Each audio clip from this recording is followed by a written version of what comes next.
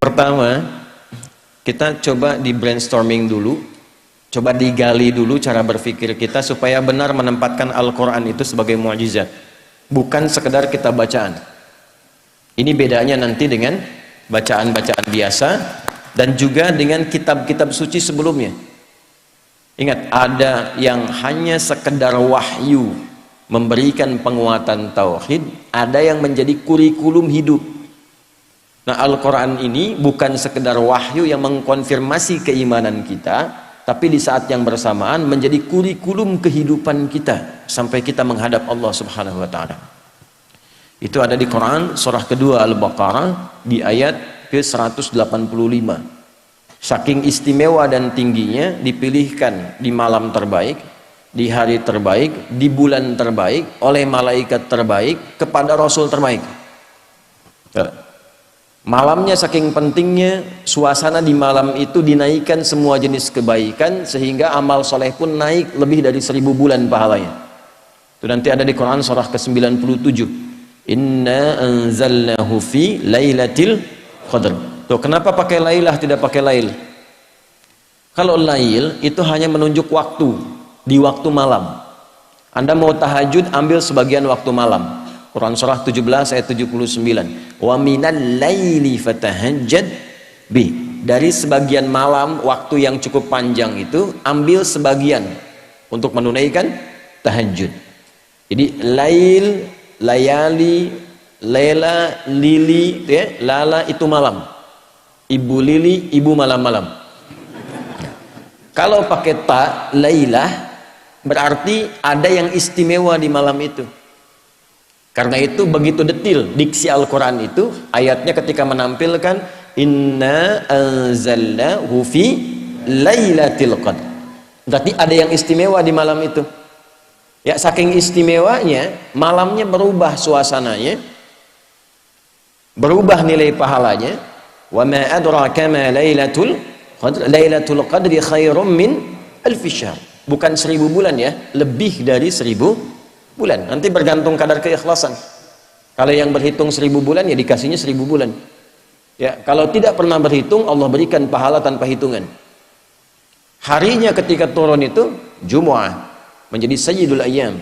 Bulannya Ramadan, syahrul Ramadan alladzi unzila fihil Quran. Malaikatnya ketika menerima Al-Quran langsung berubah jadi sayyidul malaikah, ya, Jibril, Ruhul Amin. Nabi ketika menerima itu menjadi sayyidul anbiya'i wal mursalin. Tidak ada yang menerima Al-Quran dalam suasana apapun kecuali berubah jadi istimewa. Rasulnya jadi istimewa, malamnya istimewa. Tadi Al-Qadar, malamnya diberkahi. Nanti surahnya Ad-Dukhan, surah ke-44 itu ya. Ya, inna anzalnahu fi lailatin mubarakah. Anda bayangkan. Kemudian turun di Mekah. Nah, ini yang mau saya tunjukkan keistimewaannya. Mekah itu jangan dibayangkan saat ini yang ramai, maju, banyak hotelnya dan sebagainya. Ini saya ilustrasikan ya Bu Pak. Ini kanan, ini di kiri ini. Ini tisu biarkan saja. Ini lembah. Ya, ini lembahnya nih. Lembah ini kalau kita membaca dari segi sejarah, peta-peta masa lalu, itu tidak akan pernah keluar dari keterangan Al-Quran. Biwadin ghairi dhi zara'in inda baitikal muharram. Tanahnya tandus, batuannya pekat, tumbuhan jarang tumbuh. Terisolasi keadaannya. Di situ ada yang mulia. Kalaulah tidak ada kemuliaan Al-Bait, Baitullah, kalau nggak ada Ka'bah ini selesai. Diliputi oleh padang pasir, Sahara yang luas. Ini diapit oleh dua kekuatan besar. Di sini ada Romawi dengan imperiumnya, ya. Saking dahsyatnya Romawi, kalau Bapak Ibu nanti ada sempat waktu mengunjungi, itu terbentang Mediterania, ada laut besar Mediterania, dari Italia ke Libya, Tunisia sampai ke Turki itu sampai sekarang arsitektur bangunannya peninggalan Romawi masih ada. Saya pernah cukup lama di Tripoli di Libya. Saya kunjungi daerah namanya Leptis Magna. Itu sampai sekarang kolosiumnya, beberapa bangunannya, pondasinya masih ada sampai sekarang. untuk menunjukkan betapa dahsyatnya kekuatan Romawi masa itu. Punya peradaban, punya kekuatan. Samping kirinya Persia, Pak. Punya kekaisaran. Ini kan Al-Manar, ya, sifatnya kan manarah. Manarah itu apa? Menara. Menara itu apa? Itu dulu puncak salah satu nilai spiritual tertinggi Persia. Karena ketika mereka mau menyembah, menempatkan api di atas menara. Nanti di era Islam, ketika Islam masuk ke Persia, digantilah, tempatnya tidak dirubah, fungsi tempatnya dirubah. Diganti sebagai tempat azan, untuk menunjukkan bahwa setiap tempat penyembahan itu diarahkan kemudian kepada Allah Subhanahu wa Ta'ala. Singkatnya, di sini ada Romawi, di sini ada Persia, dua kekuatan besar. Pertanyaan saya, kenapa Qur'annya turunnya di tempat titik yang tadi disebutkan, yang tandus, yang peradaban belum muncul, yang penduduknya sebagian besar pada masa itu banyak yang berbuat kriminal, pemabuk banyak. Ini sering saya informasikan, pemabuk zaman itu yang pemula itu 5 kali sehari, Ustaz. Yang pemula loh, bayangkan yang profesional itu. Kalau ada pencuri, pembegal, itu nggak nanggung, sekampung begal semua. Gifar itu kan kampung begal. Gifar itu kampung begal. Tokohnya Jundub bin Junadah. Jundub bin Junadah itu pemimpin para begal di kampung begal. Ya, nanti kelak masuk Islam, memperkenalkan diri, saya dari kampung begal dulunya. Maka ditambah al di depannya, ujungnya i, Al-Ghifari. Ya, jadi kalau ada yang namanya Al-Ghifari, kampung begal itu dulu. Ya, tapi nanti ada nilainya, belum selesai, baru setengah, jangan pulang dulu. Belum selesai. Kalau ada zina, zinanya hatam, semua jenis zina dikerjakan. Anda bayangkan tuh. Ya, membunuh itu sudah biasa. Tokoh-tokohnya dikenang sepanjang zaman itu. Kenang sepanjang zaman. Itu landscape-nya itu begitu. Ya, keadaan masyarakatnya demikian. Nah, Quran itu kenapa nggak turun di Romawi? Kenapa tidak turun di Persia? Kok turunnya di tempat itu yang terlihatnya tidak ideal? Maka Allah ingin menunjukkan keistimewaan Al-Quran dan keagungan dia, yang bisa merubah tempat yang paling nadir dengan maksiat menjadi khairu ummah. Orangnya berubah jadi orang terbaik di zamannya, tempatnya berubah jadi paling makmur yang melintasi zaman. Dan untuk menutup klaim di kemudian hari, pantas Islam pernah maju turunnya di Romawi. Untuk menghilangkan klaim di kesempatan yang lain, pantas Islam itu hebat turunnya di Persia. Tapi ketika diturunkan di tempat yang paling rendah, belum ada peradaban, belum ada kemajuan, maka Allah ingin membungkam siapapun yang menyangkal keistimewaan Al-Quran. Dibuktikan di setiap zaman Quran diturunkan di titik yang paling rendah di muka bumi, masyarakatnya paling kontroversial, maksiatnya paling banyak, bisa dirubah oleh Quran dengan satu kilatan yang luar biasa menjadi manusia terbaik yang dikenang sepanjang zaman. Dan itu dulu orang berubah itu dengan ayat-ayat pendek, Pak, Bu. Ibu kenal Bilal bin Rabah? Ayo, kenal di mana itu? Atau ya, Bilal itu kan hafalnya baru Al-Ikhlas coba. Tapi kekuatan Al-Ikhlas itu bisa menajamkan hatinya, pikirannya, dan memberi kekuatan pada fisiknya. Diseret oleh tuannya ke tanah lapang yang luas dalam suasana panas yang tidak biasa. Saya ilustrasikan ya, panas di kita ini masih ada uapnya. Jadi kalau panas kita keluar keringat. Di Timur Tengah itu uapnya tipis, kalau betul-betul panas bisa hilang uap. Kalau hilang uap bukan keringat, itu langsung berubah jadi hitam. Karena uapnya tipis. Jadi kalau Anda simpan kerupuk, kalau di sini mengkerut, di sana terbakar. Ya. Dipanaskan batu, disimpan di dadanya, dalam suasana panas, dicambuk, dikatakan irtad. Jawabannya apa? Ahad. Irtad, ahad. Irtad, ahad. Ya, kamu murtad, ahad. Enggak, Tuhan saya esa, qul huwallahu ahad. Itu kalimat satu kata di surat Al-Ikhlas menajamkan hatinya, menguatkan pikirannya, memberikan semangat luar biasa pada fisiknya. Dan datang anugerah Allah. Umar itu cuma 2 huruf berubahnya. Siapa Umar sebelum masuk Islam tuh? Anda paham semua, baca sirahnya, baca sejarahnya. Jangan dilihat Umar sekedar setelah masuk Islamnya, lihat perubahannya. Bagaimana Al-Quran merubah pribadi seseorang menjadi istimewa. Itu kedahsyatan Al-Quran. Umar kan dulu luar biasa sebelum masuk Islam, bahkan berkeinginan membunuh Nabi kan. Di perjalanan yang sangat luar biasa, sebelumnya Nabi doakan di antara dua Umar kan, memohon pada Allah kebaikan. Di perjalanan hanya mendapatkan informasi saudarinya masuk Islam. Saat sampai ke tempatnya hanya terdengar dua kalimat dulu tuh, Toha. Anda bayangkan, Toha itu menajamkan sanubarinya, merasakan frekuensi getaran yang tinggi, itu memperlemah semangat buruknya, tiba-tiba tergetar dan berubah jadi baik. Cuman dengan Toha jadi mulia. Anda sudah Al-Kahfi, sudah Yasin, sudah Baqarahan tuh, belum bisa berubah juga. Nah ini faktornya apa? Kenapa orang dulu mendapatkan cahaya Quran begitu dalam dan merubah tampilan jadi istimewa dan langsung turun kesaksian Allah? Yang mahal tuh ini. Nanti pindah ke Quran surah ketiga Ali Imran ayat 110. Persaksiannya langsung menggunakan bentuk fi'il madhi untuk memberikan inspirasi mudhari. Kuntum khaira ummatin ukhrijat linnasi ta'muruna bil ma'ruf wa tanhauna 'anil munkar wa tu'minuna billah. Ini mahal kalimatnya. Ya, kalian itu benar-benar umat terbaik yang pernah terlahir dan berkehidupan di muka bumi. Jadi teladan. Nah, bagaimana mereka menjadi umat terbaik itu? Ketika mengambil spirit dari Al-Quran dan menerapkan kurikulum yang ada di Al-Quran pada kehidupannya. Jadi Al-Quran itu saking istimewanya bukan sekedar bacaan Pak Ibu. Membaca itu adalah membuka pintu untuk mengetahui isinya. Nah Al-Quran itu nanti ada 3 level. Level bacaan, level pemahaman, level pengamalan. Saat membaca itu untuk tahu isinya, untuk dipahami. Makanya kalimat pertamanya Iqra. Iqra itu belum menuntut paham dari qiraah. Ya, ketika ada qiraati, ada Iqra dan turunannya, kan kita tidak diminta memahami.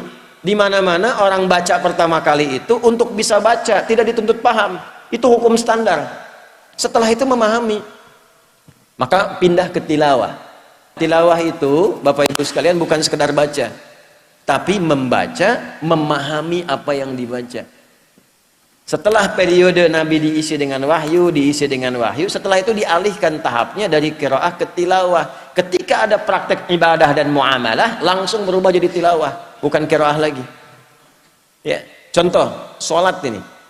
Sholat itu ketika ayatnya turun berupa perintah penunaian, itu iringan kalimatnya bukan qiraah lagi, tapi tilawah. Buka Quran surah ke-29, Al-Ankabut ayat ke-45. Saya yakin umumnya jamaah hafal tengah-tengahnya, tapi awalnya jarang dibaca. Ini yang tengahnya nih. Innas salata tanha. Apa awal ayatnya? Tuh kan? Awal ayatnya utdu ma uhiya ilaika minal kitab wa aqimis salah. Innas salata tanha 'anil fahsya'i wal munkar. Utslu kata perintah dari kata tilawah. Tala yatslu tilawatan utslu. Wahyu pertama, Iqra bismi rabbikal ladzi khalaq. Setelah terkumpul wahyu ada perintah ibadah, utslu. Apa bedanya qiraah dengan tilawah? Kenapa turun qiraah di awal Iqra bukan utslu? Karena qiraah itu hanya perintah untuk menghadirkan apa yang diingat atau membaca yang di hadapan, tanpa menuntut memahami apa yang dibaca itu. Kenapa wahyu pertama itu Iqra bukan utslu? Karena Nabi Muhammad itu jangankan paham, baca aja nggak bisa. Gitu. Salah kalau tilawah di awal utslu, itu menunjukkan ada bacaan. Makanya Nabi mengatakan Iqra ma'ana biqari. Saya nggak bisa baca, saya nggak punya hafalan, saya nggak pernah sekolah, saya nggak punya guru. Kenapa dibuat Nabi itu oleh Allah ditetapkan ummi? Untuk menunjukkan Qur'annya orisinil bersumber dari Allah. Litakidi ummiyati Muhammad sallallahu alaihi wasallam, untuk menguatkan Nabi itu seorang ummi, untuk menunjukkan pada semesta bahwa Al-Qur'an itu orisinil firman Allah, tidak ada campur tangan Nabi Muhammad di dalamnya. Pernah nggak ngaji? Ayat Quran yang membimbing bisnis itu apa? Hadis-hadisnya apa? Keluarkan Kitabul Buyu'. Bimbingan dari Al-Quran dan hadis mengantarkan pada bisnis yang sukses dan membahagiakan. Tidak pernah ada sahabat, tidak pernah ada tabi'in, dan orang-orang sukses yang kita kenang sebagai orang kaya luar biasa yang mengamalkan petunjuk itu dalam pekerjaannya, kecuali dagang dan bisnisnya tidak pernah kembali modal. Selalu kembali untung. Tidak pernah kembali modal, selalu untung. Ya, saya mengatakan ini karena saya meriset, Pak. Saya riset, Abdurrahman bin Auf itu pernah saya riset. Dari mulai modal pakaian, mempraktekkan petunjuk bisnis dalam Al-Quran, dipraktekkan petunjuk nabinya, jadi orang paling kaya di masanya, yang kalau kita hitung valuasi hartanya, nilai hartanya di era sekarang, itu saat meninggal mewariskan 14.000 triliun. Utsman bin Affan radhiyallahu ta'ala anhu, asetnya masih ada sampai sekarang. Anda kalau umrah lewat itu, ya, jalur itu pasti melewati satu hotel warnanya krem, itu tulisannya jelas wakaf Utsman bin Affan radhiyallahu taala anhu, wakaf. Bisa nggak Anda membayangkan dari satu sumur, ada kebun di situ, satu sumur diwakafkan, lalu berganti masa dialih fungsikan, itu sekarang jadi hotel, dibukakan akun di Bank Saudi atas nama Utsman bin Affan radhiyallahu taala anhu. Setiap ada penghasilan dimasukkan ke situ, disodakohkan untuk kepentingan umat Islam. Orangnya sudah wafat 15 abad yang lalu, nggak ada orangnya, akunnya ada. Kita orangnya ada, akunnya nggak ada. Ada cek. Nah itu yang merubah itu apa? Al-Quran. Sehingga sahabat itu, mereka punya passion, punya bakat, dialirkan dan jadi pilihan. Kan 4 ya, Anda tinggal lihat di 4 ini. 1 kedudukan, ilmu yang kedua, 3 harta, yang keempat tenaga. Anda mau pilih yang mana? Tentukan salah satu. Tentukan salah satu dari 4 ini. Ya, di kedudukan silakan. Ya, dari yang paling tinggi misalnya dari presiden, jadi gubernur, jadi wali kota sampai ke bawahnya terus gitu. Nanti lihat belajar pedomannya bagaimana jadi pemimpin yang baik, turunkan. Maka di situ kita punya tokohnya, ada Abu Bakar, ada Umar dan turunan-turunannya, sejahtera. Setiap di copy paste di generasi setelahnya makmur. Karena memang tidak dibatasi di waktu tertentu. Silahkan Anda cek. Di era Umar bin Abdul Aziz kan bukan eranya sahabat. Hebat juga, luar biasa juga. Sampai masa keemasan dibawa. Terbalik ketika Qur'annya ditinggalkan, malas ngajinya, hadisnya jauh, selesai. Jatuh. Silahkan cek dalam sejarah. Masa-masa keemasan orang-orang Islam pada masa itu ketika dekat dengan Al-Quran. Ulamanya masih didengar, dijaga, diamalkan, ilmuwan makin banyak, sampai ke Andalusia, sampai di Iberia, sampai Mensibua, sampai disebutkannya peradaban Islam di Spanyol, peradaban Islam di Portugal, peradaban Islam di A, B, C, dan sebagainya. Kapan? Ketika dekat dengan Al-Quran. Ketika Qurannya mulai jauh, mulai sibuk dengan dunia, jatuh. Nah ini yang mau saya tekankan di bagian yang pertama. Ilmu silahkan, kita punya tokohnya, ada Ali bin Abi Thalib, ada sahabat Abu Hurairah radhiyallahu taala anhum jami'an, ya. Kemudian di babnya apa lagi? Harta, ada Utsman bin Affan, Abdurrahman bin Auf, ada Talhah dan sebagainya. Bab tenaga siapa? Ada Bilal bin Rabah. Apa Bilal pernah dikenal sebagai crazy rich di zaman Nabi? Tidak. Bagawan pengetahuan? Tidak. Punya kedudukan? Tidak. Apa pekerjaannya? Adzan. Tapi pernah nggak Anda mendengar begini? Bilal cemburu pada hartanya Utsman. Pernah? Tidak. Bilal cemburu pada ilmunya Ali. Pernah? Tidak. Kenapa? Karena mereka sudah memutuskan pilihan. Saya memilih yang ini sebagai bekal pulang kepada Allah.